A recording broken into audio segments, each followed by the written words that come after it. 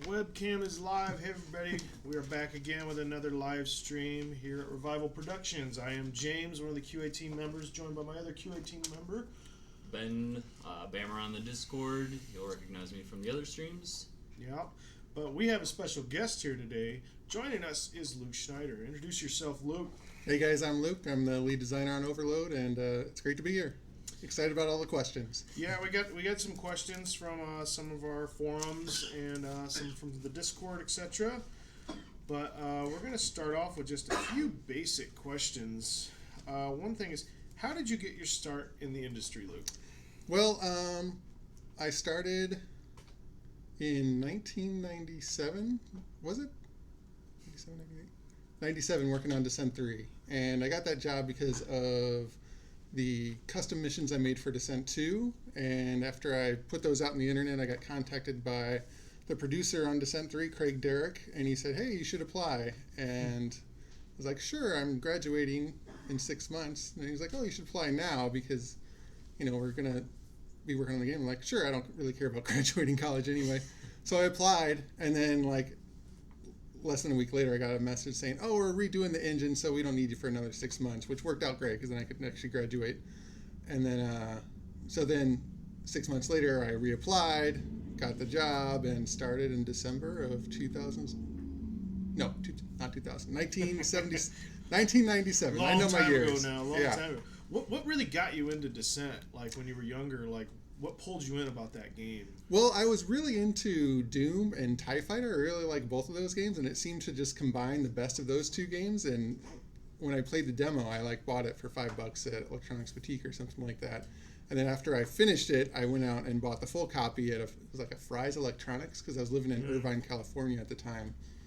And so I just loved the game, and then I found out that people had made a level editor for it, so I started doing levels almost right away after I bought the game, and that was the first time I ever tried anything like that. But I was kind of into 3D art and kind of into computer programming because I was a computer programming major, but I didn't actually think I was a good programmer at the time. So I was like, oh, maybe I could do levels, and I did levels, and I tried to make them as professional as I could. They were close to professional level, but not quite early on, and then I just kept doing it. I made like 70 Descent 1, Descent 2 levels over the next 2 years or so, and then ended up working on Descent 3. Was it pretty easy, like mod support for that game, or was it something you had to really kind of learn on the fly as you were designing these levels? You kind of just learn on the fly, but you also you would open other levels and see how they did stuff and figure out what they were doing. And then the level editor, Devil, that was interesting to use, but I got used to it. And then there was another level editor later called Descent Mission Builder. It had really cool lighting, but I didn't like the flow compared to Devil because that was a lot more kind of hands-on with how you manipulated the verts and the cubes and stuff like that. So yeah, that's how I got my start at that time. Cool. Let's see. So aside from Descent, what other previous titles have you worked on? Let's see. So there's Descent 3. We worked on another game called Rubu Tribe, which was canceled after Interplay. Canceled by Interplay after about 2 years. And then there was Red Faction 2. We worked on the multiplayer aspect. I made like 20 levels for that game. Very underrated multiplayer. It was split screen only. I had a blast in that game. I think maybe if it came out a year later with online support. We wanted to do online support, but there wasn't the budget for it because we didn't have any programmers to work on it, and then it was really early into like PlayStation Online at the time. PS2. And Volition was doing the main game, and then they didn't want to work on multiplayer like the online part, so they just did split screen support. So we did lots of levels for that. They had to be really simple because it could be up to 4 images rendering at the same time, and it was fun to work on. Lots of levels. There was a lot of like Doom similarities. Some of those levels I saw, I remember there was one that had a lot of narrow platforms and like launch pads. Yeah. There was lots of fun stuff to play with in that game, and lots of you could use the destroyables in like a limited fashion, but it still worked quite well because it was just local multiplayer, so you didn't really have the limits of like online multiplayer like you do now. So after Red Faction 2 was Alter Echo. That was interesting to finish. And then We're like, oh, the game's done, yay, it just came out, maybe we could do a sequel, and then Outrage was shut down. And so I had just bought a house at that time, so I worked on a little puzzle game that I'd been working on the side. It was just a little Game Boy Advance puzzle game. I finished that, shopped around the publishers. One guy called me back, and I talked to him for like 5 minutes, and I never heard from him again.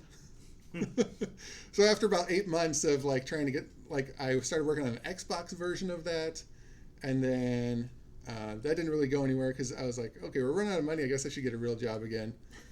And so I applied to Volition and Oddworld and Crystal Dynamics. And I got an interview at Oddworld, and they're very interesting, but it just didn't seem like it was a good didn't seem like a good fit for what I wanted to do. And then Crystal Dynamics was interesting. I think I could have gotten the job there, but I ended up going to Volition because I knew almost everybody at Volition from previous work, because Outrage and Volition were actually part of the same company originally. Matt and Mike have always worked together. So I knew everybody at Volition, and it was a lot simpler move. And so I came to Champaign, and I worked on Punisher. I gotta take a break, take a drink. Yeah. So like I said you started around 1997. Yeah, so this was 2004 when Punisher came out in December of 2004. Or that's about when we finished. I guess it came out in January the next year. So you've consistently been in the games industry since then. Right? Yeah. So that's a pretty long resume so far. Yeah. So that was 2004. So at the end of 2004, I started working on Red Faction Guerrilla. I don't remember if it was called that at the time, but I was like the fourth person to join the team. I think there was like Dave Baranek and James Haig and maybe Jason Tranquita started before me. And then I worked on Red Faction Guerrilla until sometime in 2009, because I worked on the full game, the multiplayer beta. I worked on multiplayer and single player and all the systems and everything like that. And then I also worked on a bunch of the missions and the activities for the expansion pack, and got the expansion pack out the door because it was kind of in shambles when we finished the full game, because we split into two teams. Like, one was working on the expansion, one was finishing the game, because we reduced the team size at the end to polish Red Faction. That's probably the most fun I've had working on a big game, was the last like 3 to 4 months of Red Faction Guerrilla, because we're all really proud of how the game had turned out. And we were playing through it on Insane somehow. I don't know, like I played it today, I'm like, oh wow, normal's really hard. So, but we were really good at the game at that point, because we understood how all the systems work and how AI worked and how you run away and actually use guerrilla tactics. And we're like, oh yeah, this is amazing. And then, so Red Faction came out in 2009, and that was like June 2009. And then the expansion pack came out that fall. Yeah. There were a bunch of, I guess there were other little expansions for multiplayer and Wrecking Crew that I worked on. I think I made all of the Wrecking Crew and multiplayer levels in that game, but maybe there was a couple I didn't. I don't know. So that was 2009, and then I worked on Saints Row 3 tools for like 6 months, and at that time I was like, I don't really want to work on Saints Row. So I applied to work on Halo multiplayer, and I got a job interview for the lead multiplayer for Halo 4, is it? Whichever one 343 worked on. And they took like a month to decide whether or not to offer me a job, and they decided not. I was like, okay, well, you could have just told me that like a while ago. So I went and I did my own thing. And then that was Radiant Games. That started in March 2010. And then I worked on a bunch of small games on Xbox Live Indie Games. There's like 7 games in 11 months. Oh, wow. And then I did Super Crossfire. That ended up being for mobile. That came out in fall of 2011. I got a publisher for that. Definitely took too long working on that game. What was your most successful indie title? Inferno 2, which came out in 2014. Yeah, 2014. Inferno 2 was definitely the most successful. Wow. But I've had some other games that did all right. And as long as I don't spend too long working on them, it's not a huge deal. Like, when I got into a groove, I'd get a game out like every month to a month and a half, maybe 2 months if it was a bigger game. And that actually seemed to work pretty well on mobile, but it wasn't like a lot of money, but it was decent enough where if I got the momentum going.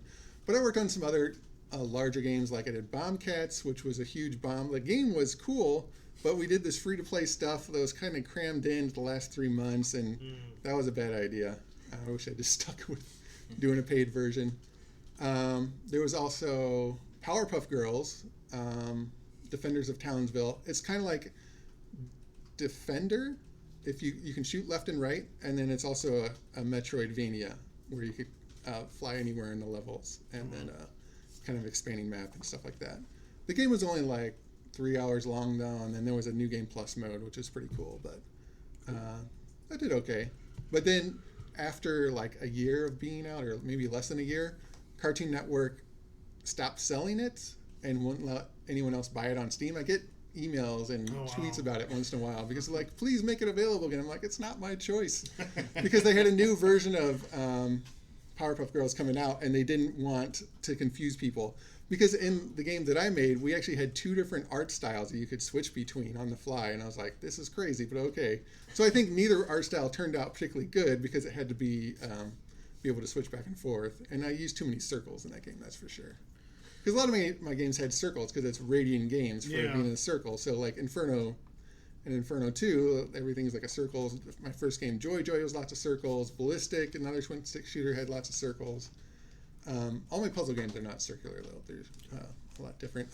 In terms of mobile games, other than Inferno 2, I'd say Slidrus is still the most played game. Like whenever I look on iTunes and stuff like that, and people still play Slidrus, so I gotta make a sequel to that game sometime and use ads to get some money from it. Because people will play it for a long time. Yeah. So then I started working on Overload in 2014. That was right around the time I was finishing up Inferno 2.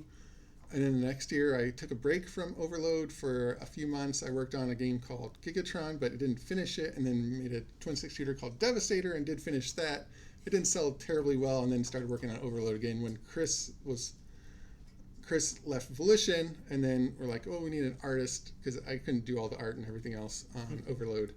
So Chris and Mike started working on Overload with me in my office in Urbana in September 2015, and Matt actually started at that time too. Oh, that was where the first live stream was. That was the first. Well, the live stream. The 24-hour one was that? That was in Mike's condo across the street. Right, that's right. But that was in March of 2016. Okay. So now we got a lot about your history and background in the games industry. It's a little bit about you specifically now. Okay. Now, did you go to school specifically to work in the games industry? Well, when I was figuring out where to go in college, I liked computer programming because I just learned it for the first time when I was a junior in high school, and I was like, oh, this is cool. I'm pretty good at it. Like it seems pretty science, easy. Yeah. And so the first year of computer science was really easy. I was actually also considering going into like 3D art kind of, because there was a Savannah College of Art and Design, but I didn't really know what I was doing there. I was like, I think programming is a safer bet. So I did that and went to UC Irvine. And then Really nice area. It is a very nice area. And I didn't have a car or anything, so I just biked around everywhere. And the campus there is pretty cool. It's all self-contained. Yeah. And then I didn't really pay attention in class in college anymore. Who did? So I didn't really learn good programming techniques. And everything we programmed was in Unix and used like VI or whatever. Yeah. So it just made me not like programming. And then towards the end of college, when I was working on Descent 2 levels, I wanted to make my own custom robots and make my own level editor because I didn't like how all the level editors worked. I wanted to make my own thing that could, make custom parts of the levels in my own way. So I actually talked to Brian Amott, and he had made this editor called Descent Block Builder, and it was basically for making circles and extrusions of blocks in different shapes. And I asked him if I could work on that, and he said, sure. So he gave me the source code, which is in Visual Basic, and I loved using the Visual Basic editor. So I was like, oh, wow, programming's fun again. Yeah. So I didn't actually know how to use functions very well, so I had really long functions for like when you would click on something, and I didn't use, I would inline all the 3D math. It was crazy. And then I worked on that thing. I made my own kind of level editor that could only do geometry. I worked on the custom robot editor, which was insane because I didn't really understand the format, and it was kind of released with the expansion pack for Descent 2, and someone else decoded the how the files worked. So I was just figuring out how to write binary files and how all that stuff was structured. So that was a lot more good experience for actually learning how to program than anything I learned in school, because school was like turning me off of programming with all the Unix-based stuff and like the really lame editor. But Visual Basic had a nice editor in kind of like Visual Studio, but nice and easy to use, and like it would auto correct stuff and like autocomplete, and I was like, wow, this is cool. So I don't have to memorize the whole program. And so after I got the job at Outrage, I gave it was called Polytron. Thank you, Sirius. Yeah. It was called Polytron, and I gave the source code of that to Heiko Herman, who had done all these other crazy editors and stuff for Descent 2. And he's like, hey, you should use functions. And I'm like, oh, I probably should. And so when I started working on Descent 3, I kind of liked Lightwave, but we didn't have another license for it, and I didn't know I should ask for one. And I didn't like 3D Studio Max. We had a license for that. I was like, I don't like Max. It's kind of sucky. So I was like, okay, I'm just going to write my own editor. So I wrote my own custom geometry editor for Descent 3 and used that to build rooms in Descent 3. So I used that for building rooms. Sean Lynn, he used Lightwave. And then I think Mark Dinsey and Dan McMillan, they used 3ds Max. So that's why the levels aren't totally consistent in their style, because each editor is good at its own thing.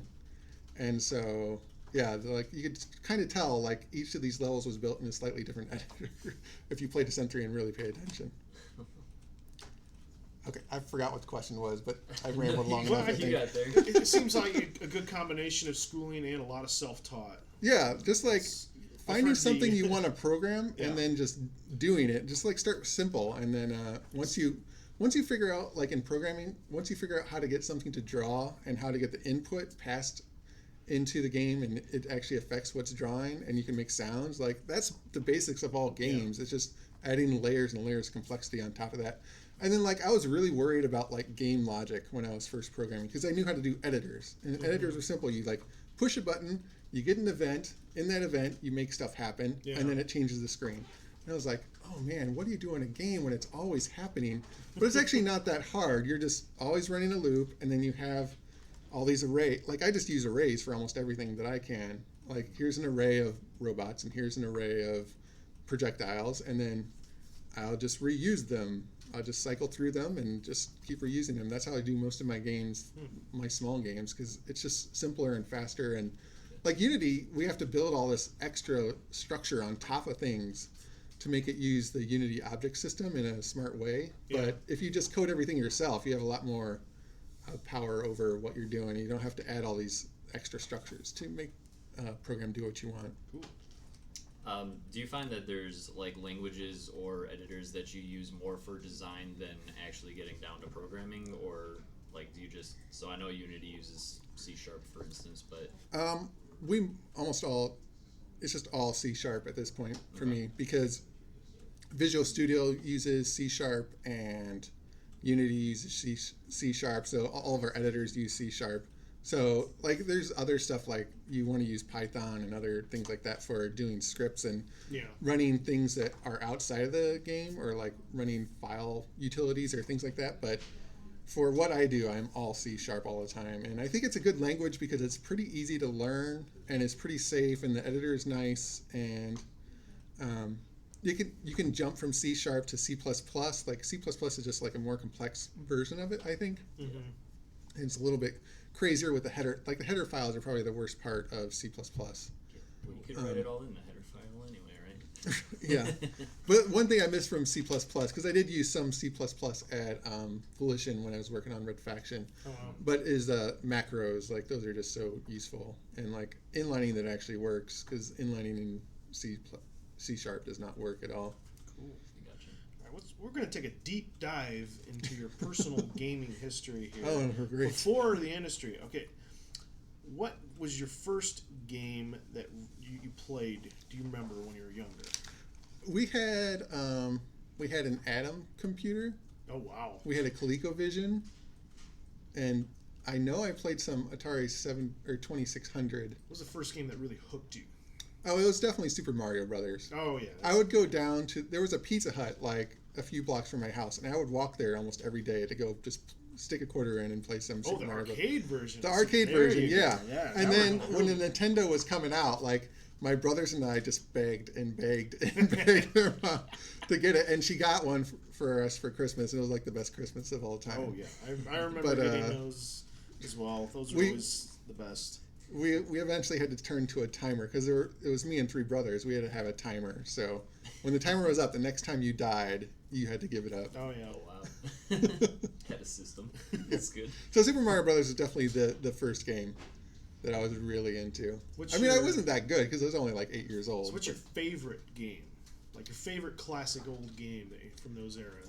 It's probably Zelda, actually. Oh wow. The first Zelda. The first Zelda, yeah, I still love that game. I played through it like every 5 years or so. And I have to use a walkthrough a little bit, just going like, okay, I don't remember exactly where all the hearts are. Like I can vaguely pick out the right bush, but yeah, that's my favorite game from that era. And then Descent was obviously one of my favorites as well. Oh yeah. Like Super Mario Brothers, Zelda, Descent, they're definitely up there. Yeah, that's in terms of classic games. Cool. So we've got a question about your Descent 2 tournament rankings. Oh, okay. How were those? Okay, so Descent 2, I was pretty good at playing it online, and there were a few tournaments in Southern California that I was able to get a ride to or something, and I went to 3 different tournaments. 2 of them were Descent 2, I think, and 1 was Descent 1. They were not in that order necessarily. And then every time I barely won. Like it would be, I get down to the finals and I win like 17-15 or something like that. I don't know how I managed to squeak out the victories, but I would play online on purpose a whole bunch the night before Oh wow. because it's so much harder to play online because you can't hit the people because the shots that you see, you need to lead them so much more. Mm-hmm. But it would really help just hone your reflexes and your dodging and stuff like that. Like, yeah, I don't know how I ended up winning so many. Like there were lots of good players there, and every time I would barely win in the finals. And Is there any like iconic like what was the biggest win for you? Like you have like a nostalgic moment. like the one I remember most is just the last one. I think was in Dan's level, Pandemonium, or it was Witch Hunt. I think, yeah, it was this huge green level with like a big outer ring and then an inner room, and I remember I pulled out a very lucky victory in that. I think that was the last tournament that I played in. So what was the go-to weapons back then? I think it was plasma, really. Plasma, yeah. Yeah, I remember plasma. I mean, at that level, I think it was probably Gauss. Mm. Gauss had to be really good on that level. That's pretty cool. Yeah, because it was pretty big rooms Yeah. and everything, so you really needed the Gauss in that level. So you plan on winning all the Overload tournaments as they have? Not at all. I'm not quite as good as I used to be, and there's so many pilots who've been playing for 20 years, and I don't have the skills anymore. Like I'm okay, but Even watch like this, if I watching some haven't, of these guys' movement. you guys play every day, and it takes me a while to warm up and like start beating you guys sometimes, and you guys even beat me sometimes. I'm like, okay, I'm not that good anymore. Yeah. What do you? I mean, you're using a mouse and everything, so you do have an advantage in that way. Yeah. So besides Overload and anything, what is your current favorite game you're playing right now? What is taking up away from this? What are you playing the most? I play Hearthstone probably too much. I just deleted it off my phone again. I delete it off my phone every few months just to like get rid of it. Ben's a Hearthstone player as well. I don't play. I've played so much against so much Warlock and Paladin and Spiteful Druid that I just like, okay, I'm done with this game again. And like, this rotation seemed like the weakest of all the rotations so far. Like it hasn't changed the game enough. No, I agree with that. So yeah, I'm done with Hearthstone for now. But Rocket League I still find is just fun. I'm not as good as I feel like I should be, given how much I've played, but it's fun. It's simple. The games are fast. You get right in and out, and there's an obvious skill progression. So it's kind of like Overload in that way. And their matchmaking is really good, and they match you up with players of similar skill levels. And yeah, that's the other game I play. And then I like single player games too. Like I'm really looking forward to Spider-Man. I have to say, probably the game I'm looking forward to the most. That looks incredible. So we're going to move on to some questions relating to Overload itself. Some questions we came up with, as well as some community questions. I'm also going to get some gameplay going in the background here. I just recorded some random gameplay, just something else to look at besides static images for a while. Maybe I'll even put a little music on. Why not? Let's restart that. Let me know if the audio is too loud or not. There we go. See how that works. All right, Ben, let's lead us off here. All right, let's just get off right to well, potentially an easy one. What was your favorite level to design, if you can talk about it, if anyone's seen it yet? Oh man, there's so many levels in the game. It's hard to remember them all. Let's see. I'll just pick. I think actually doing the secret level areas was more fun than I thought it would be, because those are all sort of inspired by the people who did the really high backing, and then I got to talk to them about what they wanted the secret level to be, and then just based on talking to them, it's just like, it's so nice to get an idea and be able to just like do my own interpretation of it. We're getting a thing from Wait, Ed. I got a cue card.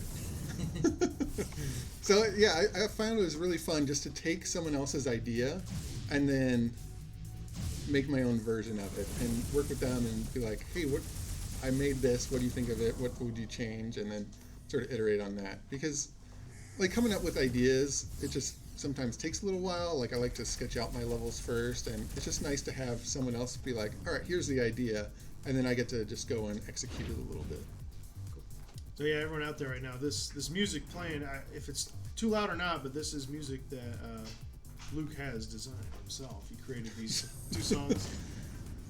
But anyway, this is a forum question from Wynet, who is a frequent member on the challenge mode high score lists. Mm-hmm. He asks, I'd really like to hear more about the map creation process. What are the stages of creating an intricate map for a single player?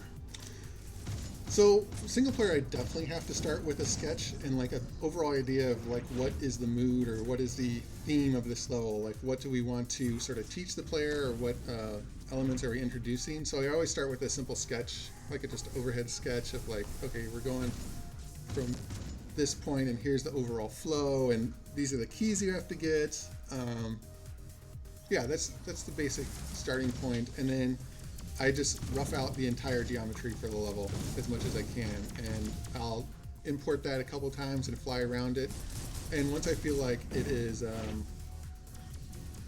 feel like the flow is what it needs to be for the full game, I'll just start working on the textures and just sort of fleshing stuff out. And sometimes I'll polish as I go along, and sometimes I'll just like do a bunch of caves. It just depends on what the level is.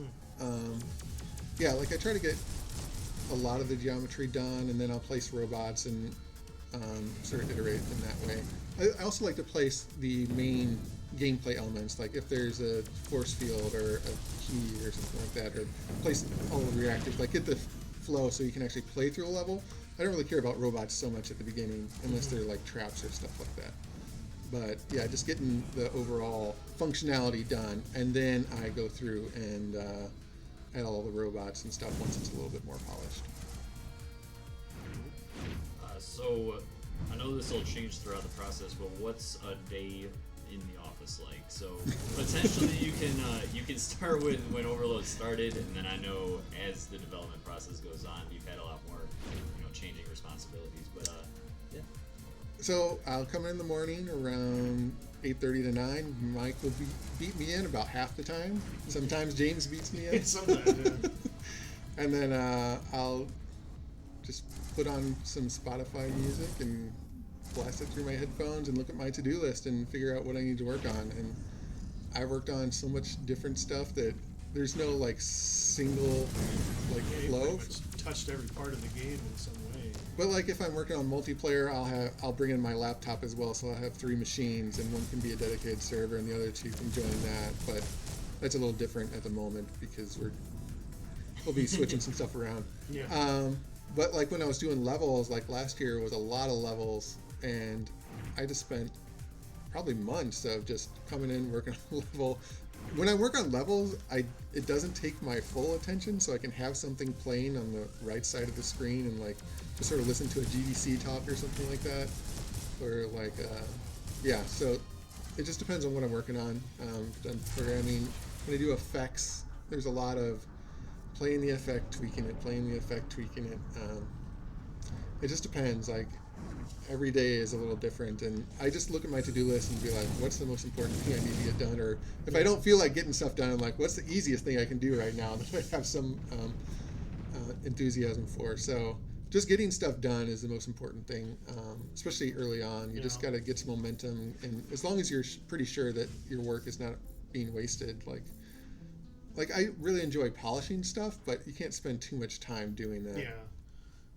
So anyway, like, was there any like a recurring challenge that ever popped up during this project? Like, say, was there any certain maps that just you thought you were so close to getting it right, it just, or like any other type of recurring thing, and you'd fix it, and then like maybe a month later, you're like, wait a minute, how's this happening again?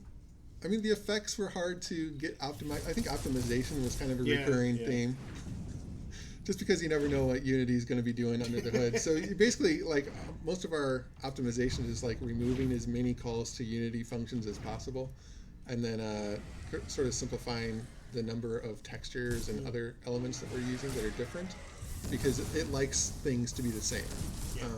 The more stuff that you're sharing, the faster things will be. The caves were not too hard to do. I'd say in terms of levels, like, there wasn't anything that was too crazy. The lighting, and I guess the cave textures were a little hard to get right. We've gone through multiple phases. I wish we had, at one point in the project, switched over to linear lighting, because we're on gamma lighting, because we started that way on accident. And we didn't really realize it until sometime last year that we should have been using linear lighting. But then the last time it was brought up in December, I was like, it's going to take like 2 weeks to really fix it all, and we're like, we really want to get the game done, so we're not going to do it. But just looking at videos and stuff like that, like, I think the environment looks quite a bit better in linear, but the effects and the UI and everything else will take a lot of adjustment. And even the lighting, like, it's too dark, but it just, the contrast and how the light reflects off things is a little bit better in linear lighting. So but I think our game still looks great, but it could have been a little better, I think, if we had switched at an earlier point in the project. Yeah, we got headlights and flares for you to see. It's fine. Yeah. No. It just gives a slightly different quality to like a little bit more modern. Yeah. Because our game looks a little bit classic because it's in gamma, which is kind of good, and it looks a little more earthy. So it just depends on the style that you're looking for. So I know we put on a couple of music tracks that you've written for the game. And that was from Haunted Harass from the forums, was asking what music did you write, and to build on that, I know writing music is totally different from programming, so potentially how'd you get into that, and how's your workflow for that potentially different from recording? Okay, so writing music, I kind of got into it on accident when I was in high school. Like, I really liked techno music then, and I liked to do, my roommate had a computer that had like sound wave editor for the Sound Blaster on it, and it was pretty easy to do little remixes. So I'd do lots of remixes of blending together, like chopping up and putting back together techno songs, and I made a bunch of like 3 to 5 minute mixes. They would like change every few seconds and kind of mix them up, and that was really fun. So in college, I found, like, when I was doing the descent levels, there was MIDI music, and I was like, okay, I'll try MIDI music, and my music was pretty primitive early on, but I kept trying, and then it's just something that I think you just got to keep doing it until you get better. It's not something, like, I'm not very musically inclined, but I know what I like listening to, so I just make sounds. I'm like, I like that, so let's keep going in that direction. And then eventually I learned more about keys, and like, like early on, I think I just like, okay, all the white keys sound good together, I'll just stick to those. Yeah. I didn't know why. But that's how I started, and then eventually I learned more stuff, and like, it's so easy to do electronic music these days, and I got lots of help to push the quality of the tracks and overload up a little bit higher from like Alistair and Dan and Jerry, just giving me feedback and stuff like that, because my songs tend to sound a certain way. Like, I like to focus on the melody and sort of like how the progression of the tune goes, but just production quality wise, like, I've never been able to push it to the level that they got to in overload. So moving on, we got This is just a quick question. Somebody is asking from Zero from the forums, are there any more plans to add any more UI color choices? We got the 3 right now, but I guess There are no plans right I now. guess to his add more favorite color just was omitted for something. I don't know what you got against Zero, but Each color requires quite a bit of tuning to make sure it works right. And it could. There's multiple. It's not just a set of hues and other stuff. Like there's lots of little tweaks you got to do to make sure it looks good all together. And then there's a couple issues with the amber and like a couple of the notifications. Yeah, like the amber we had. It's actually more yellow now when you're in amber, so that it stands out a little bit better. And like we have the red, it has to go with the red. I don't want it to be red because that signifies emergency. So there's only so many colors you could do. Like maybe we could have a pink, but it just doesn't feel like it's right because pink is kind of a special, crazy color in our game. We don't want to do too much of that. So I guess maybe we could have white or grayish, I guess, but I'm not really planning on doing that. Because everybody else seems to do white, so I'm like, I don't really want to do white. And like the aesthetic of the UI is kind of like this old school, like Aliens-esque sort of technology level, and everything is just kind of retro at the same time it's futuristic. So I don't feel like. I feel like the colors that we've chosen all kind of go with that. Yeah. The blue is, I think, the most more modern color, but I think the green and the orange. I'm a big fan of the aqua. Yeah. Let's see. So we'll probably be asking this to our artists when we bring them on too. But from Miasmic on the forums, how did you come up with the designs for the auto ops? Specifically, did their models come first, or did previously designed characteristics and abilities shape their appearance? Almost all the characteristics came first. Chris would do a bunch of sketches, like just rough 2D sketches, and then I would kind of just pick one and be like, oh, that looks kind of like this, and I try to come up with each auto op have its own like semi-purpose or like gameplay wise, like it's got to be a little bit different than the other bots, otherwise why does it exist? Yeah. So I mean, sometimes it's just the weapon and stuff, or like the variants and stuff are just like weapons, and we needed more things to dodge. So we wanted all the variants to shoot weapons that you could dodge, because we got some feedback that there were too many fast-firing weapons, and it was probably true that there was too many hard robots that were firing fast-firing weapons. So we didn't want to like remove that part of the game, but we wanted more variety in the robots that were firing slow-firing weapons. So that's how we came up with the variants, and then like from the basic design part, like it's just like, okay, I want this bot that kind of swarms together and shoots a bounty. Like it just provides a slightly different style of gameplay when you fight against it. So that's kind of where the bots start from, is just trying to come up with an idea for, okay, what would be economically easy to do and also fun to fight against. Mm-hmm. So what came first, the robot or the player weapon? Almost all the player weapons. So this is our next question from Ynet from the forums as well. He said, in regard to weapon designs, how did you come up with them? Were there very specific roles intended for the weapons, or are they more or less balanced around just the single player? They should work in both challenge mode and single player, and a little bit in multiplayer too, obviously. We did change a couple things for multiplayer, but we're not going to talk about those right now. It's just a couple missile differences. Mm-hmm. But yeah, it was definitely just starting with what the previous games had, what the old 6th degree freedom shooters had, and then just sort of evolving from there. Like the Thunderbolt is an obvious evolution of the fusion cannon, and then there's other elements like that.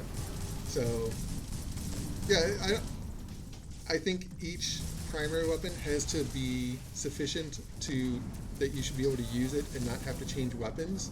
So that kind of limits what we can do with the primary weapons. And we also have the secondary weapons that fill different roles. Like they're a little more varied, I think, in what they can do, because you don't have to use them and you have a limited supply. But with the primary weapons, they're a little more limited, because you need to be able to just always stick with them and use them. And we don't want you to have to change primary weapons so much, whereas the secondary weapons, those should be changed whenever you need to. From Yoshimitsu on the forums, was there ever an attempt to make the camera and FOV adapt to the cockpit, like in Descent 1 and 2? And I know there's some like cockpit shake and things like that, but was there anything else? So I'm trying to figure out exactly what his question meant, because I read it and I was like, what does he mean? And I think he means so that the cockpit always looks the same regardless of what your FOV is. And it's just, there's too many, you'd have to change the shape of the cockpit to really make it the same shape in all the FOVs. So we're just like, we just got to make it too. So yeah. He wants to clarify. Yeah. If that's what he means, then I would say there's too many FOVs and we don't want to change the shape of the cockpit. And we do actually offset the camera a little bit so that the UI is roughly at the same spot, and we actually shift the UI a little bit as well, like the outside parts with the weapons and the missiles.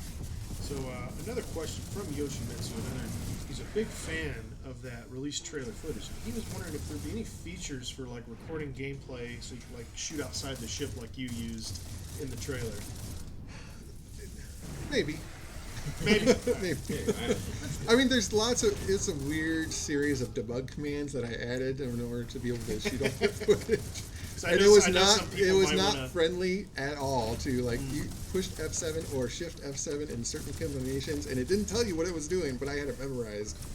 So that would do different things in terms of how the camera would function. And we ended up throwing out most of the footage because the early versions of the trailer had so much third-person footage that they were like, is this a third-person game or a first-person game? And it was like, okay, I guess it was too much. So we switched to more first-person stuff.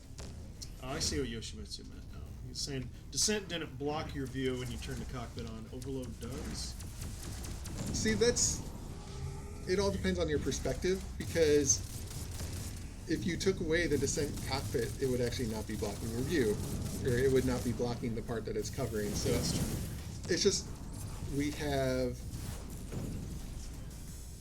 using a 3D cockpit, so there's a limit in terms of what we can do with that. And we don't change the FOV based on when you turn it off and on, but you could do it yourself. Mm-hmm. Whereas in Descent, it automatically changed the FOV. So we're not going to do an automatic FOV switch because it's not clear what your FOV should be when you switch to using the cockpit. And I think our cockpit takes up a lot less space on the screen than the Descent one, regardless. Yeah, I never had too much of a problem with it. Let's see. So Sirius from the forum, he had a very detailed question, but I think we tried to simplify it as much as we could. From a high-level view, how does the process of level exporting work? Do you use Unity or a different editor to import it into Unity? So we have... Well, and is it possible to do things in Unity like from outside of the editor that it wasn't really designed for? Yeah, so there's two parts of it. You design the framework of the level in our custom level editor, and then you import it into Unity. And when you're in Unity, there's certain things we have to run to like create the lava effects or to generate the lighting for the global illumination. And some of those features won't be in custom levels because we have a different process that's used for custom levels, and we have to replicate all of those Unity functions for the things that we definitely want to be in there. So some of the non-essential functions won't be in custom levels, but almost everything that you can do like that's important to the level will be in there. All right. We got another question here from the forums from DEFCON X. So, did anyone make any gag levels like Descent 3's Flight Around the Office to be included? No, we did not. There's no... That'd be pretty... It'd be a very small Flight Around the Office here. We made a lot of test levels, and Mike is probably the most test levels of anybody. Because every time he needs to test something, he just makes a new test level. It doesn't matter what it is. He'll just make a new test level every time. He has like hundreds of test levels for every time he wants to test a new thing in AI. But, another question here, this is a pretty quick one, from Diamond Wolf on the forums. Based on the ship stats screen, will there be multiple available ships as the game progresses? No, there's not multiple ships. In multiplayer, you can customize your ship so it looks a bit different. You can actually see that somewhat in the trailer because when we recorded the trailer, the multiplayer stuff was carrying over to single player. And then some of the footage we recorded was multiplayer footage, even though it looks like single player. So yeah, That does remind me a little bit of the third-person footage in the trailer is actually two people flying, one in spectator mode and the other one flying the actual ship. So yeah, you could do some 3D or some cool footage that way. Let's see, from Shroud-Eye in the forum, regarding the art direction, what would you say had inspired you the most, other than the Descent series, of course, when creating the environments, auto ops, items, etc.? I mean, we just wanted to make it look good. I would say that's more of a question for Chris, though. Like, Gotcha. I think efficiency and efficiency of being able to create something and make it look cool is probably the most important. Like, we thought about different ways of doing the power-ups, for instance, and we just ended up going back to 3D objects with a little outline because that was the clearest way we could show them. It looked cool too at the same time. So like there was quite a bit of iteration on the power-ups to get the outline so it looked good and everything like that. But the bots and stuff, that's definitely more of a question for Chris in terms of what his process was. All right, we got a quick question here. I saw this is a good question from Yoshimitsu on the Twitch chat right now. He says, will the level editor support objectives beyond get keys, destroy reactor, escape? Kind of. Like you got to be able to get out of the level, and right now we only have two ways of doing it.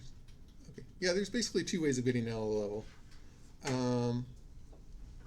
But you could theoretically set up different objectives. Like you just got to make it so you can't get to the exit until you do something. Like that could be switches or power cores or other stuff like that. But it's real easy to write new scripts and everything in Unity. I don't know how easy it'll be to create new scripts outside of that. It's a challenge for all you out there. Yeah, it's more of a question for Jeff Slutter, who's done some of the more technical elements. But if I wanted to create different level objectives, it's pretty easy to create different things. So we just need an idea for what those need to be. And it's pretty easy to be like, all right, well, here's a different way of beating the level. Like there are some levels that we haven't shown yet that have slightly different objectives, but it's not drastically different. Like it's always fly through the level and get to the exit at some level. And there's a little bit of difference on the way in terms of what you need to do to get there. Following up on Shroud-Eye's past one with the art direction, which maybe this is another question for artists more than you, but could you tell us some general information about the universe, like how would ordinary people live? Why did we set this in 100 years into the future? And would you say the level environments reflect the aspects of that sort of thought process of when this is in the future? So the level environments themselves, we thought about early on trying to show more human-sized stuff and make it look more believable, but it just became a question of cost and efficiency, and it was really expensive, and it's very hard to make the scale of everything look right. Because once you start introducing human stuff, the scale of everything feels weird. Because if you make it big and the humans are big, then everything feels small. If you make the human stuff small, then you got to add tons of detail to the environment, and that gets really high in cost, and everything else starts to feel huge, and it just makes everything feel bizarre. So we decided basically we're going to ignore the human problem, and we're just going to make the levels in the way that we said we're going to, which is all segment based, and then we'll just make those look as cool as we can without spending a whole lot of time on each one. Like, we're all about efficiency in terms of like we got to make like the whole decal system is all about efficiency and reusing stuff and not using too many textures and making it fast for iteration and stuff like that. Like the longest part of levels is definitely just importing the caves and doing the lighting. Everything else is actually pretty fast. In terms of the universe, that was sort of that's more of a story question, and that was definitely a back and forth. Like Jason Scott, who is the writer on Free Space 2, he came up with the basic framework, and then we give him feedback, and then he would iterate. And I definitely gave him the most feedback, and we iterated a whole lot on how everything should go and what the different story beats should be and how things are presented. And again, that's another thing about efficiency. Like everything's told through these briefings early on, and there's the AI that talks you through things and explains the story, and then you hear transmissions about what's going on, and we try to put lots of like, if you piece everything together, it all makes sense and everybody's perspective has some logic to it. But we try to keep it also sort of a mystery in terms of what's happening in the world. And the timeline just kind of made sense for getting to Saturn is hard. This is an isolated place. That's why there's not lots of people. And that's why there's not, like, the auto ops taking over is a big deal because nobody can help except for you. So I gotta ask, some of the stations in the game, one of their founding dates was 2112. Is that a reference to any certain rock album? No. Okay. I have no knowledge of that sort of reference. So I got a kick out of that because I always see 2112 and I always immediately think of Rush. Yeah, I mean, we've had multiple typos in the game where we put 2012 instead of 2112. Yeah, it's a big leap. So, but I don't think it was really totally intentional that Yeah. the game takes place in 2118 when it's exactly 100 years from now. But I think it works because it makes it a little bit. So we had a few more. We got some level editor related questions from the people on the forums, and this is from Dark Horse. He says, "Have you?" This we kind of went over this a little bit, but have you further approached scripting support for overload level editing? Is there any particular areas you'd like to give further options for content creators?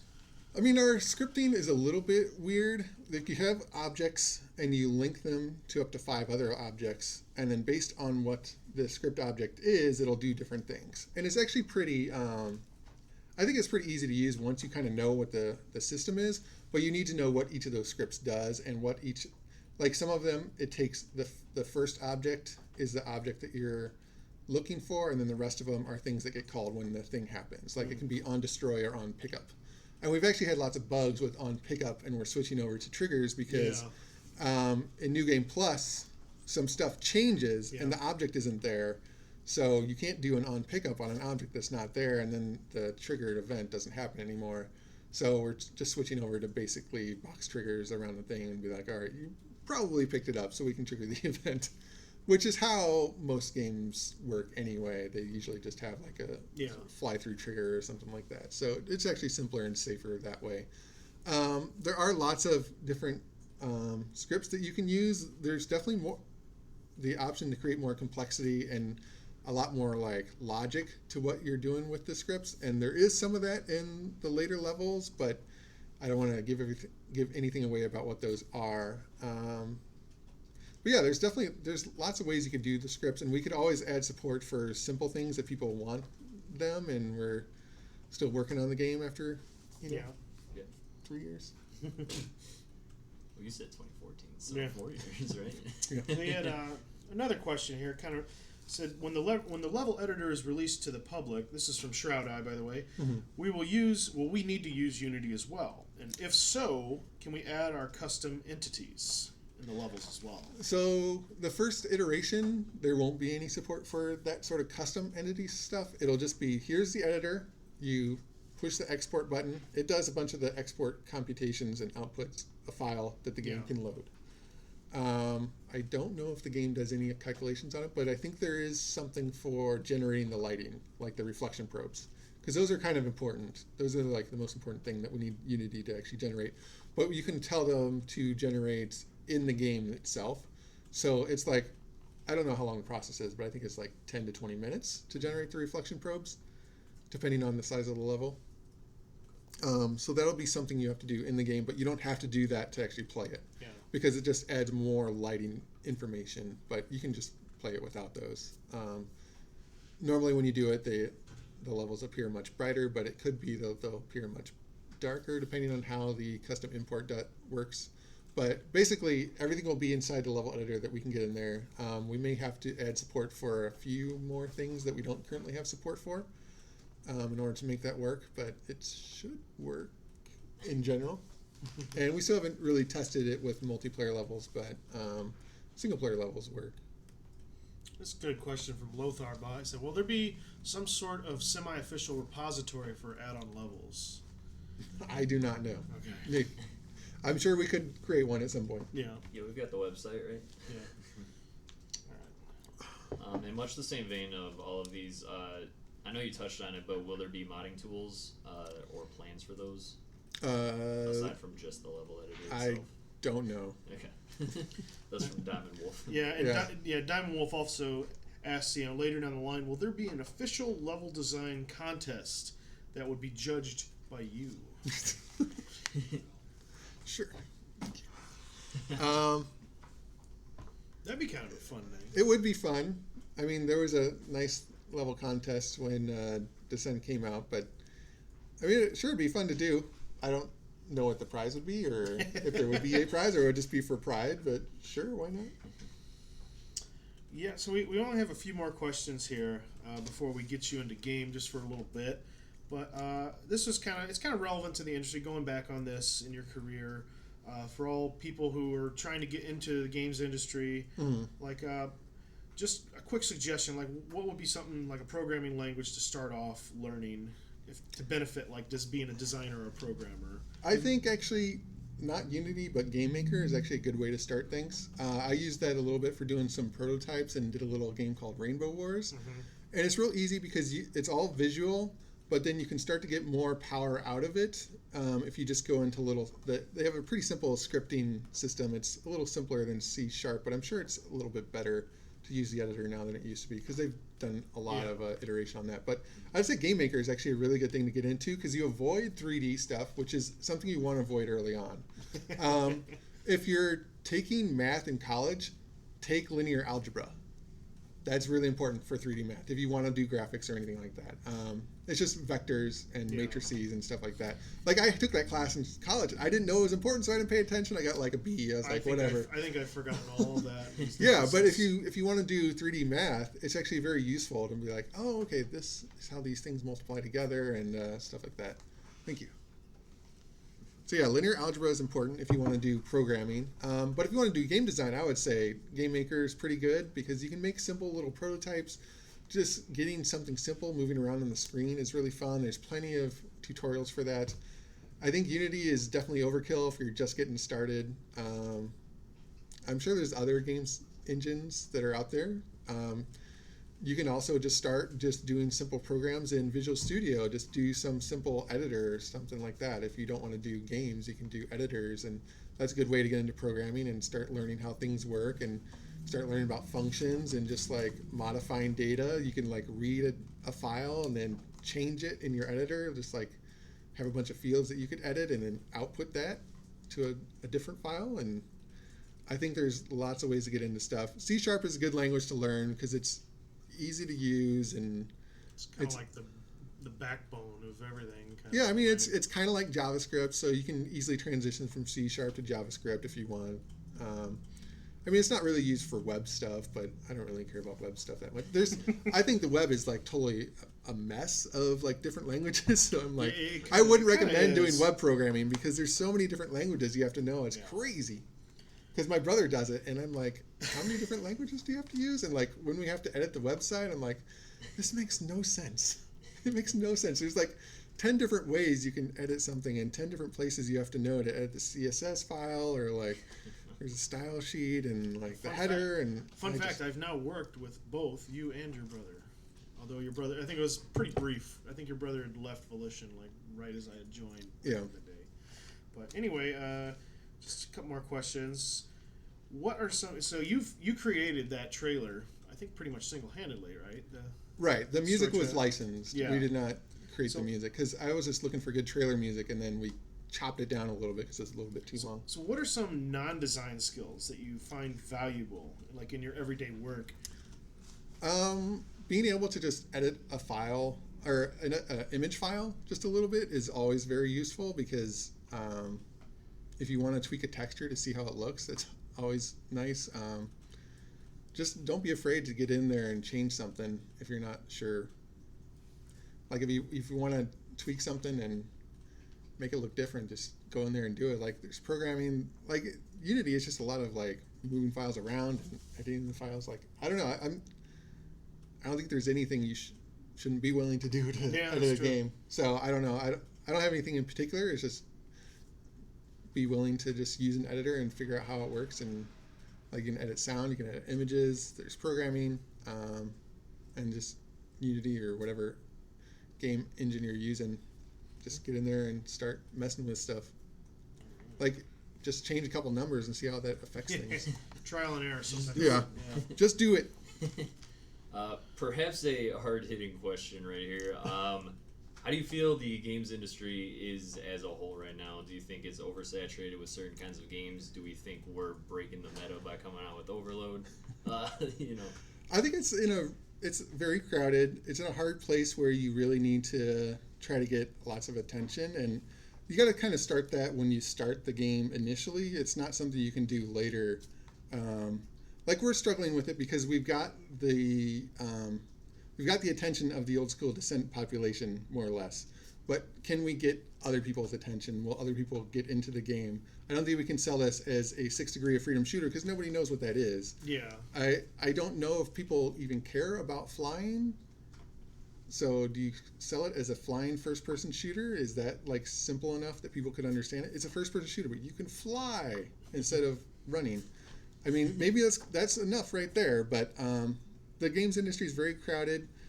You have to get kind of lucky. You kind of have to have someone who can help you spread your message to be successful. I think I'm kind of lucky if I want to do mobile games. Certain websites will cover my mobile games as long as they're relatively similar to my past games. So getting attention is really hard. There's so many good games, and it's so easy to make games now that it's a tough place to be in, I have to say. But it's still really fun. I don't want to do anything else.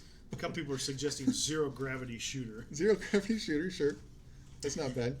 So we're going to move on here. We got a few kind of funny questions. I don't think you've even seen these ones yet.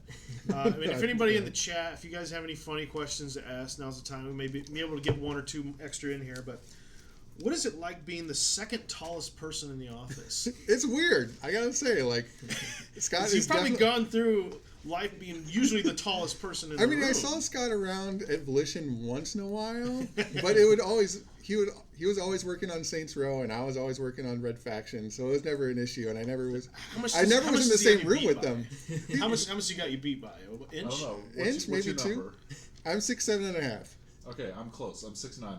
Oh, wow. Okay, so yeah, 2 inches. So, and Scott doesn't stand up straight all the time, so it's harder to tell. I don't fit in doorways. I know, I understand that because I do just a little crouch. I think Scott has to do more. if we do like an average height comparison to like most other game studios, I think we'd be up there because Matt is very tall too. Yes, in the U.S. I would say yes. In Norway or that region, true. I would say no. I was shocked. I went to GDC in Everyone's 2009, 6'5", and I was average compared to the people at DICE, and DICE is in Sweden or something like that.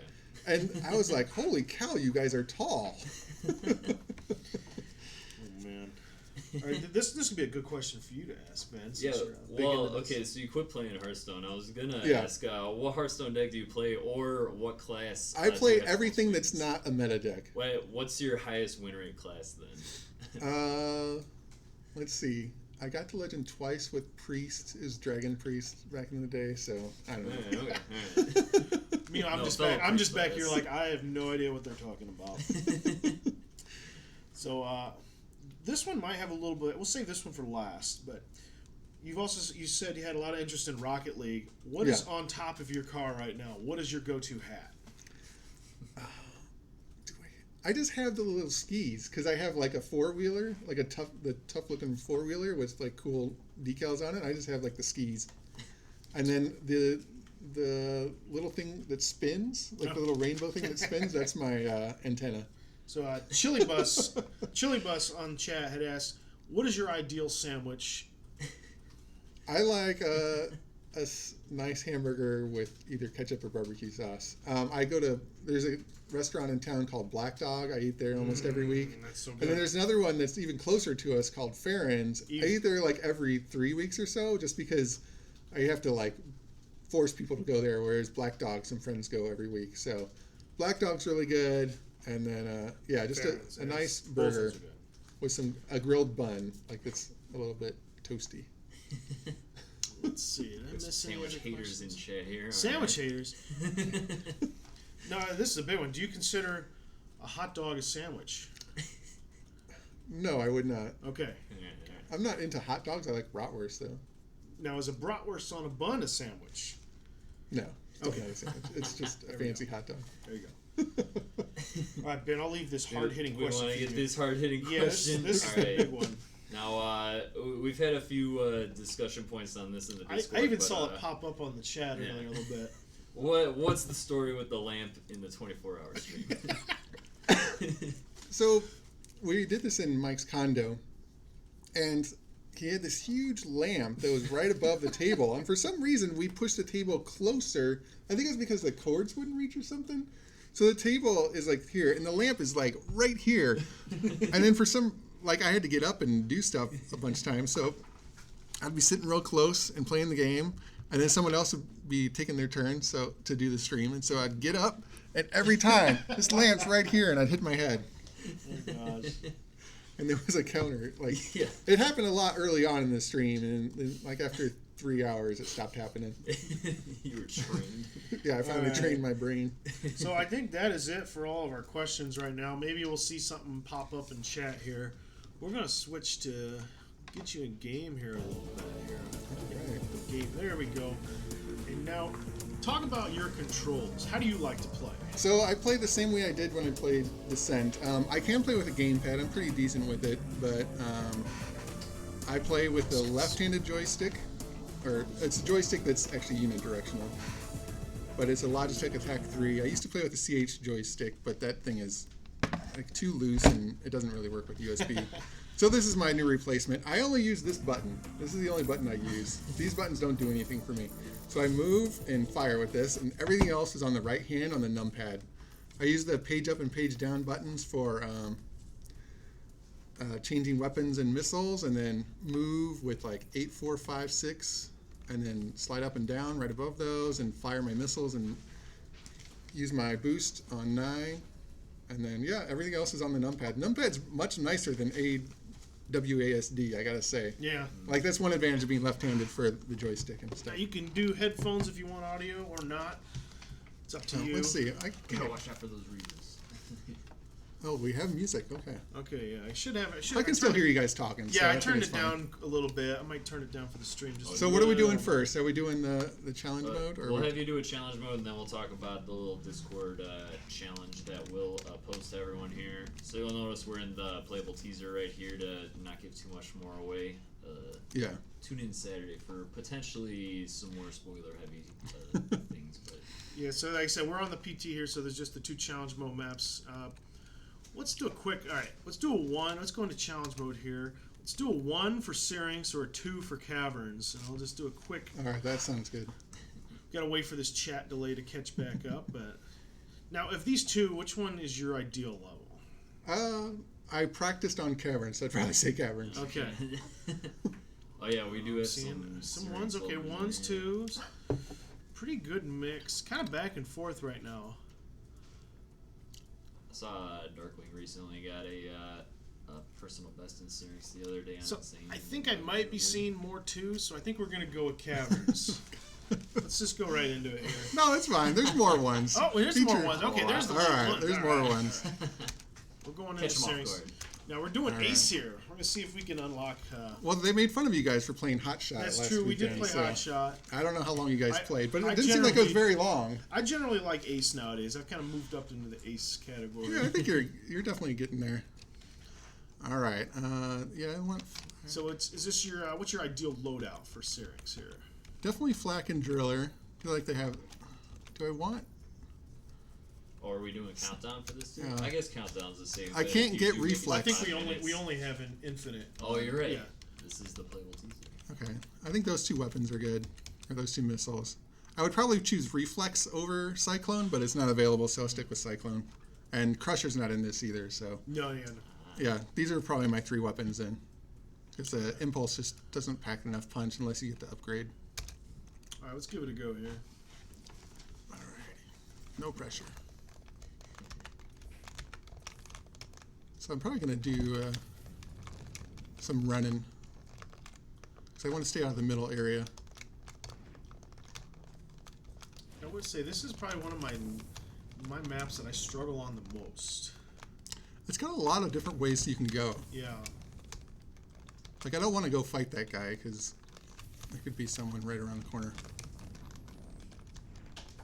You definitely want to run. Oh, maybe we'll go through here since they're all behind me. So tell us about your joystick here. Is this one you've had for a long time that you've been playing with? Only since I started on Overload. Okay. Because before that, I didn't actually have a joystick for a while.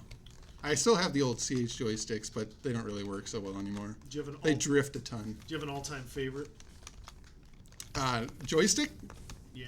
No, this one's just fine though. Okay. I don't have a strong association with a joystick. Since I'm left-handed, most of the joysticks don't work for me. That's true.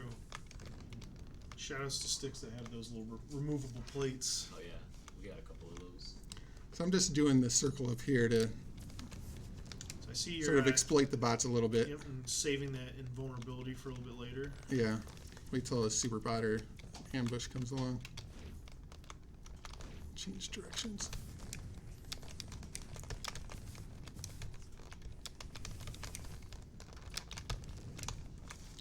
The slick dodge.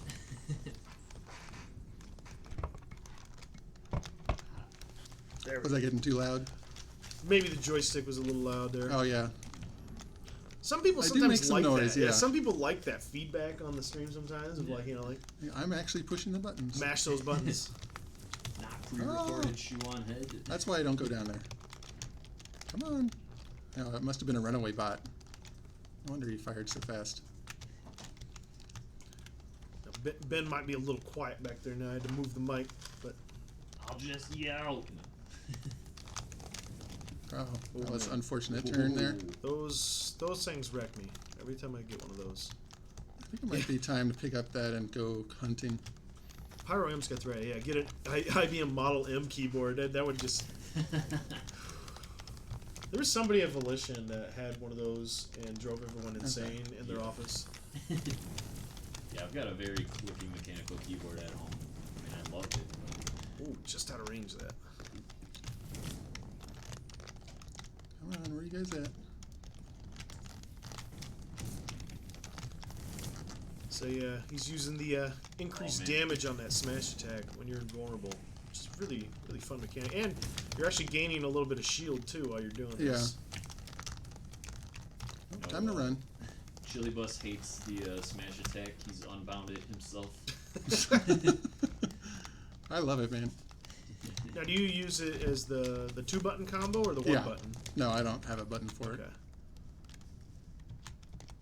I'm definitely in the pattern of... I use both versions of it.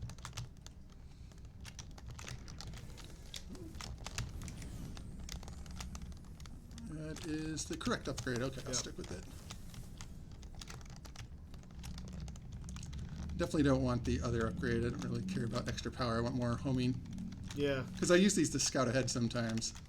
As I said, like in single player, sometimes you'll take different upgrades. Sometimes extra damage you don't really need. You don't need the extra tracking in single player as much. Yeah.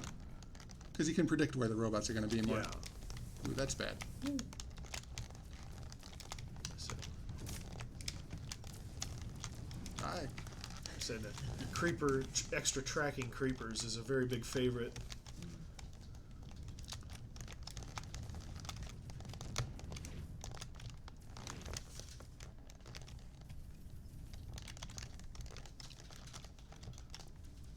Looking pretty funny. good right now. Just trying to stay alive and not get cornered. Okay. Missile pods. Now, do you use auto leveling? When I use a gamepad, yes. When I use a joystick, no. Okay.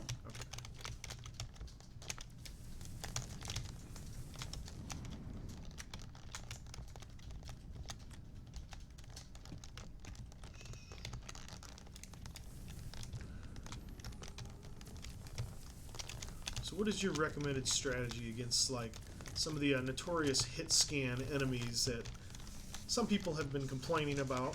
But now, what have you been taking? Have you taken steps like what has the balance been on them since the last few builds?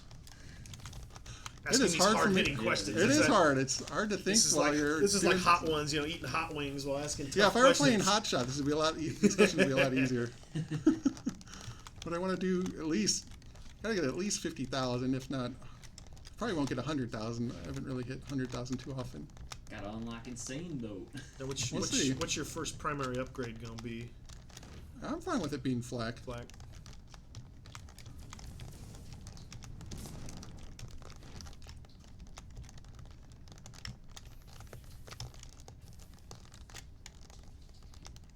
I feel like that's a trap.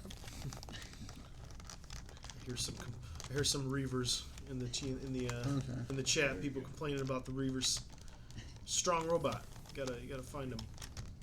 Well, we can't balance the whole game around Ace Just- or Insane. Like, we want it to be fair at Ace, especially, but yeah. I'd say the big thing that gets me killed is a nice ambush when I least expect it. You know, ambush waves, they can really cost me. Yeah, when you get an ambush, you gotta get out of there as fast as possible. English is asking, how do you choose the different upgrades? So in challenge mode, if you have your holo guide button from the single player bound to a button, you press that. Usually it's Z by default, but you can press that within, I believe, 10 to 15 seconds, There we go. and you can switch between the two that you want. So Luke's got it bound to the multiply on the right hand side. Yes. He's using the numpad, so when that prompt comes up, that's when you'll do it.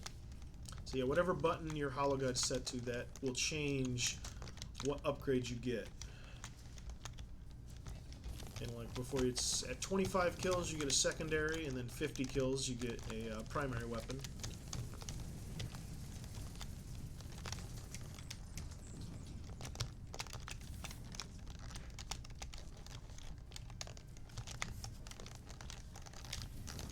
What is your usual FOV, Luke? It doesn't really matter to me. Yeah, I don't know if we. I think I may have changed it, lowered it to 80 or so for the stream. I made a new pilot, so it's probably You did? 72. Okay. It could be at the default. I You don't know know, what is going on there with the controls. I personally am a 90 FOV player. I like all that extra viewing. Oh, that was bad. We've already broke your 50k. Right now, Luke is playing on Ace. Play through the single campaign at release. I'm sure we will. I think the upgrade I chose was wrong. That little delay is not so good to deal with at Ace. Oh yeah, the flak. Yeah, I think this is. It does Yeah, you get the damage longer. so fast. You but get the longer range, but you get that wind up. Uh-oh, surge. This is where things get testy. oh, creepers. That's when a well-timed time bomb come into play, but I don't think That's- time bombs are in PT right now. No, they are not.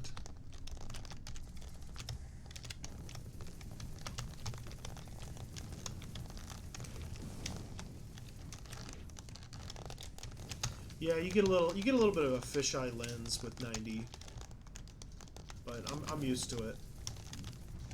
Some FPS games. Uh-oh, here we go. A little out of range for that. You know, Let's see. I'm really using invulnerability about now. Yeah. So the usual spot it was at, I didn't see it.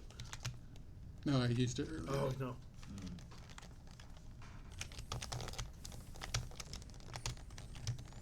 Got some tracking falcons. Oh, there's some extra. there we health. go. There we go.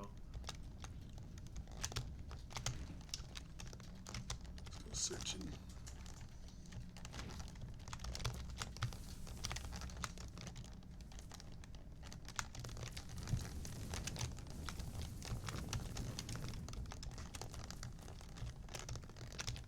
No.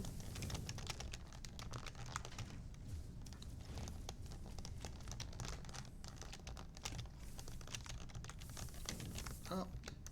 Something's happening with the keyboard. It's acting weirdly sometimes. Yeah, I was having that same issue earlier today. I don't know. I might just need a restart of my computer. That's not a power up. Ambush is instant death because it'll spawn reavers right behind you. I've certainly had that happen. I have tracker homers? Tracker falcons. Yeah. Ooh, what a dodge. Need armor.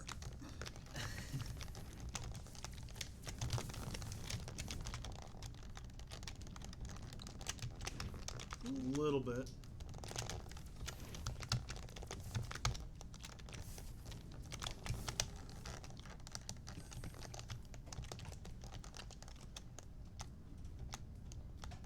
There's just no safe spot in this level. Yeah, as I said, this level it's so dangerous. What's going on? Oh, From the Schneider. Don't touch that lava. Man. I'm glad you said that. Oh! Dang. What did we get up Good to? run. Good That was a run. really good run. Uh, Alright, we're gonna should have chosen a different upgrade. not bad, 88k, that's pretty good. Just a kind of a warm-up game there too. Oh, let's do the other level. Alright, we'll do a quick Yeah, one let's here. do it again. Do caverns? Yeah. Or, okay, here we go. Alright, the training wheels are off. Train wheels are off. We're gonna warm up here. See if we can break that 100. I think I'll stick with the same ones. I feel like long distance is a little bit better way to go in this level. What's that? That was quick. Yeah, that one was right there. Yeah.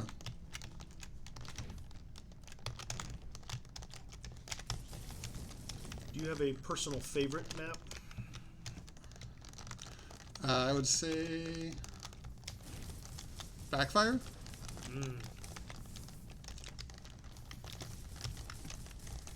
I don't think I'm particularly good at it, but I enjoy playing on it.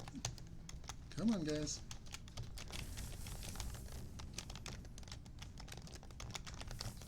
Two Cables is a big fan of Backfire.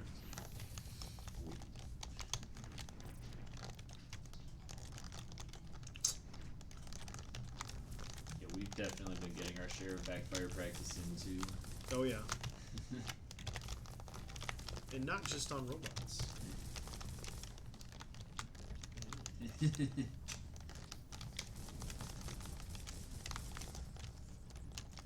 another bot over there. That's the guy that nearly cost you your run last game. The dang shredder. Yeah, what is going on with this keyboard? Yeah. It keeps giving weird keys. Blame to use his computer. Yeah. That was not the missile I thought I had.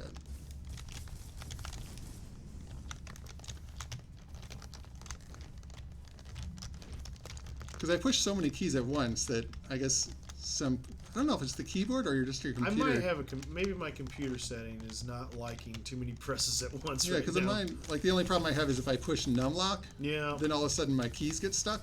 Oh no. But I haven't done that yet today.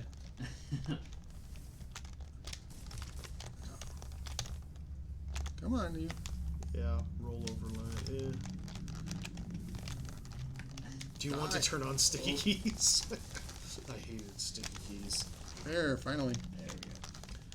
What is that? Pressing shift like 5 times Yeah. quickly is sticky keys. Drove me I think nuts. Windows got rid of that, right? They kind of did. I think a lot of programs disable it or. Yeah, like look at the some weird delay or something. The button pushes. All I hear are excuses. All right, I'm doing all right. Well, of course, right when I say that, I take a big hit. Could be a combo of streaming the game and everything. You never know. Yeah, you're the programmer here.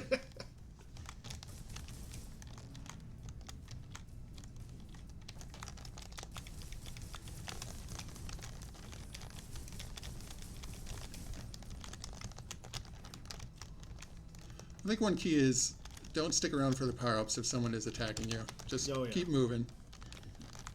Can always loop back around. Yeah, they're not going to disappear that fast. You got a few minutes.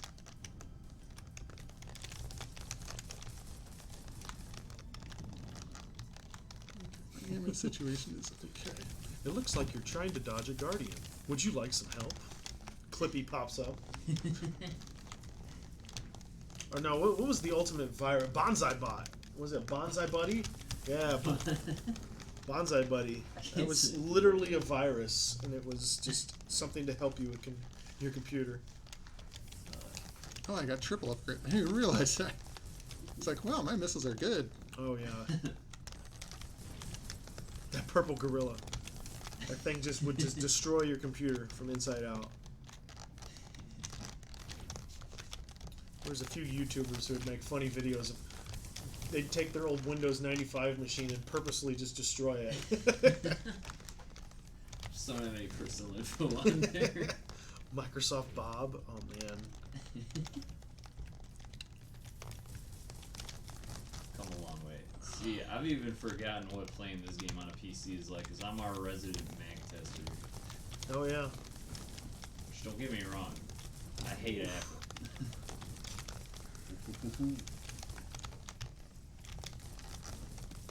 Someone's got it. Man, the shredder again. Yeah. It's just grinding your These back. flanking Yeah. shredders.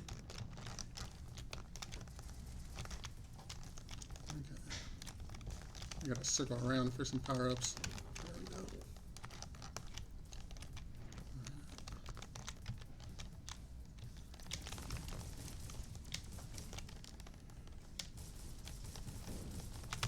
Oh man, the super Go for organs. it. Drop some health though. The smash attack to establish dominance. And to get some armor too. Oof. Oh, that didn't work Oh, you out got so the good. You got the good driller. I like the mini one, Really? but I'll stick with this one. People are very very split on it. Or most people prefer the DX, but Buttons. oh no, Buttons. oh no, the Ah. buttons. What? I could tell that too. Yeah, it's just like, I'm not moving. That's an unfortunate end. Alright, well at least I broke All 50,000. right, There you go. all right. We got. Now it's time for the challenge. Ben, you want to talk about that a little bit? So we'll have a new channel in the Discord. Not that it's already cluttered enough, but we'll be offering a roll reward, and every week we're going to be trying to come up with a new challenge that we can like definitively prove that you guys got it. At some point, we might just say you have to have been streaming it to like set a high score or something. But for this week, we want to include everybody in it. Everybody's able to get the playable teaser right now. We're just going to do a speed run of the Outpost mission. Let's do it. Have we decided on a difficulty we want to do? I thought we were doing hot shot. We were doing Yeah, hot shot, pretty yeah. sure you guys said So- hot shot. Easy enough, but, you know, not too easy, because a trainee run would just be how fast can you tricord forward, but... Yeah, let's give it a go here. So keep on the lookout for a new Discord channel, and we'll go just post a screenshot of the post-game screen. We'll point it out when it's there, since it does have the in-game time. But whenever you're ready. I'm ready. Alright. Alrighty, here we go. This is kind of establishing a baseline. I'm sure some of you guys are very accomplished speedrunners out there. And buttons failing. Okay, no! let's All right, start we'll that do a over. restart. We'll do a restart. That's kind of I weird. pushed 8, and then when I pushed 9, it doesn't work. Redo. Do you want to unplug the keyboard like that? And see if I don't it's, know. What's the settings on I this? don't know what's going on right now. I mean, like, okay. I'll try to adapt. Maybe I should just use a gamepad, I guess. If it keeps messing up, we'll figure it out.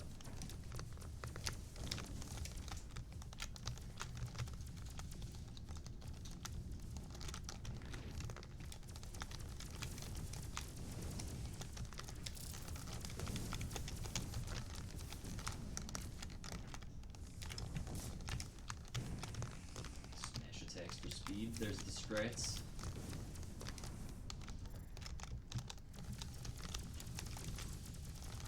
Gotta survive the final room. I think that's going to be the challenge here. Yeah. Yeah. So much good health there. He's got so much causing the issue here. Nice. No missiles to shoot at it right now, though. I know. Oh, and it's tougher than it used to be. Yeah. More health. Almost got it. Oh, there's that's so- quite we're the gonna fly, collection we're of gonna autos you got there. Okay, it's dead. Oh, so am I. Alright, I gotta save some missiles. Okay. We can do this. Alright, third try. Oh, I guess I should start pushing the button right away. Here we go. There we go. There we go.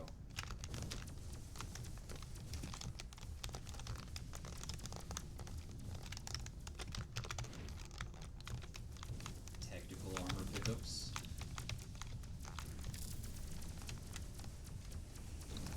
Oh, So many Gorgons. that was bad. Trying to play a little too safe. Didn't save time or armor.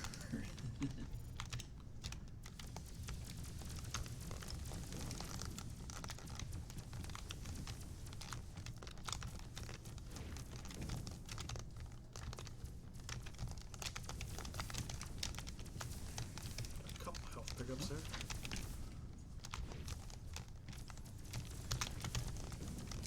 Where are these guys coming from?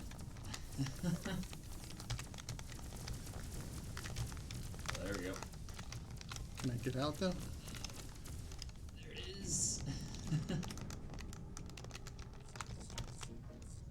And he's got it. Hey, at least I didn't fail twice. Yeah, no pressure, no stress at all. All right, let's see what this final time is.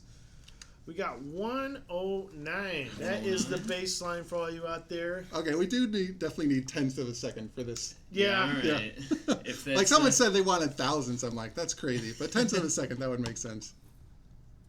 At the, Yeah, 109. Okay. So we just need the end game screen since that does have the 109 and the difficulty. So we'll post in the Discord with the official rules when we have that all set up. We should just get that pretty much right when the stream ends. So yeah, thanks everybody for coming in. That's what it is for today. yeah, big thanks to Luke for taking time out of fixing multiplayer to answer your guys' questions. So like once again, visit our Twitter is at playoverload and the website is playoverload.com. Check us out. Steam, just look for Steam Overload on Steam. The release date is May 31st, 2018. Coming up pretty soon. We're in May now. It's May. We're in the final month. Yeah. Shroud, yes, you do have to do it in the playable teaser for it to count. Yes. Because we're doing it so everybody can do it. And like I said, the free teaser, just search the Overload Playable Teaser 3.0 right there on Steam. And once again, we got our next stream coming up is Saturday at 2 p.m. again. And You guys can easily beat this time. I know you can do it. thank you guys. Yep. Take it easy. Bye.